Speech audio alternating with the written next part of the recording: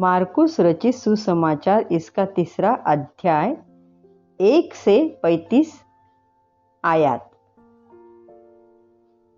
सूखे हाथ वाले मनुष्य का चंगा होना।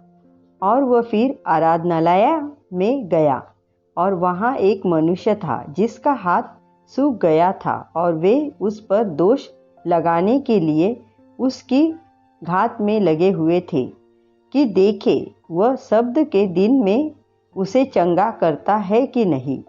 उसने सूखे हाथ वाले मनुष्य से कहा, बीच में खड़ा हो। और उसने कहा, क्या शब्द के दिन भला करना उचित है या बुरा करना, प्राण को बचाना या मारना? पर वे चुप रहे। और उसने उनके मन की कठोरता से उदास होकर उनको क्रोध से चारों ओर देखा और उस मनुष्य से कहा, अपना हाथ बढ़ा। उसने बढ़ाया और उसका हाथ अच्छा हो गया। तब फारसी बाहर जाकर तुरंत हेरोदियों के साथ उसके विरुद्ध में सम्मति करने लगे कि उसे किस प्रकार नाश करे। भीड़ का यीशु के पास आना। और यीशु अपने चेलों के साथ झील की ओर चला गया और गलील से एक बड़ी भीड़ उसके पीछे हो ली और यहूदिया और यरूशलेम और इदमिया से और यरदान के पार और सोर और सीदोन के आसपास से एक बड़ी भीड़ यह सुनकर कि वह कैसे अचंभे के काम करता है उसके पास आई। और उसने अपने चेलों से कहा, भीड़ के कारण एक छोटी नाव मेरे लिए तैयार रहे ताकि वे मुझे दबा न सके, क्योंकि उसने बहुतों को चंगा किया था। इसलिए जितने लोग रोग से ग्रसित थे उसे छूने के लिए उस पर गिरे पड़ते थे। और अशुद्ध आत्माएं भी जब उसे देखती थी तो उसके आगे गिर पड़ती थी और चिल्लाकर कहती थी कि तू परमेश्वर का पुत्र है। और उसने उन्हें कड़ी चेतावनी दी कि मुझे प्रकट न करना। यीशु द्वारा 12 प्रेषितों की नियुक्ति। फिर वह पहाड़ पर चढ़ गया और जिन्हें वह चाहता था उन्हें अपने पास बुलाया और वे उसके पास चले गए। तब उसने 12 को नियुक्त किया कि वे उसके साथ साथ रहे और वह उन्हें भेजे कि प्रचार करे और दुष्ट आत्माओं को निकालने का अधिकार रखे।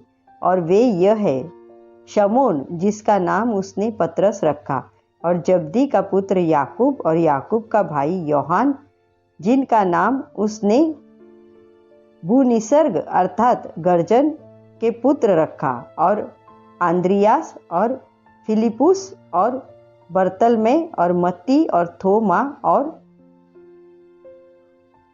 इल्फाइस का पुत्र याकूब और तेदे और शमौन कनानी और यहूदा इस्करियोती जिसने उसे पकड़वाया भी था। यीशु और बाल-जबूल। और वह घर में आया और ऐसी बड़ी भीड़ इकट्ठा हो गई कि वे रोटी भी न खा सके। जब उसके कुटुंबियों ने यह सुना तो उसे पकड़ने के लिए निकले, क्योंकि कहते थे कि उसकी सूध-बूध ठिकाने पर नहीं है। और शास्त्री जो यरूशलेम से आए थे यह कहते थे, उसमें शैतान है। और यह भी वह दुष्ट आत्माओं के सरदार की सहायता से दुष्ट आत्माओं को निकालता है। और वह उन्हें पास बुलाकर उनसे दृष्टांतों में कहने लगा, शैतान कैसे शैतान को निकाल सकता है, और यदि किसी राज्य में फूट पड़े तो वह राज्य कैसे स्थिर रह सकता है, और यदि किसी घर में फूट पड़े तो वह घर क्या स्थिर रह सकेगा। और यदि शैतान अपना ही विरोधी होकर अपने में फूट डाले तो वह क्या बना रह सकता है, उसको तो अंत ही हो जाता है। परंतु कोई मनुष्य किसी बलवान के घर में घुसकर उसका माल लूट नहीं सकता जब तक कि वह पहले उस बलवान को बांध न ले, और तब उसके घर को लूट लेगा। मैं तुमसे सच कहता हूँ कि मनुष्य के सब पाप और निंदा जो वे करते हैं क्षमा की जाएगी, परंतु जो कोई पवित्र आत्मा के विरुद्ध निंदा करे वह कभी भी क्षमा न किया जाएगा, वरन वह अनंत पाप का अधिकारी ठहरता है, क्योंकि वे यह कहते थे कि उसमें अशुद्ध आत्मा है। यीशु की माता और भाई और उसकी माता और उसके भाई आए और बाहर खड़े होकर उसे बुलावा भेजा, और भीड़ उसके आसपास बैठी थी, और उन्होंने उसे कहा, देख, तेरी माता और तेरे भाई बाहर तुझे ढूंढते हैं। यीशु ने उन्हें उत्तर दिया, मेरी माता और मेरा भाई कौन है? और उनमें से जो उसके आसपास बैठे थे दुष्टि करके कहा, देखो, मेरी माता और मेरे भाई यह है, क्योंकि जो कोई परमेश्वर की इच्छा पर चले वही मेरा भाई और मेरा बहन और माता है।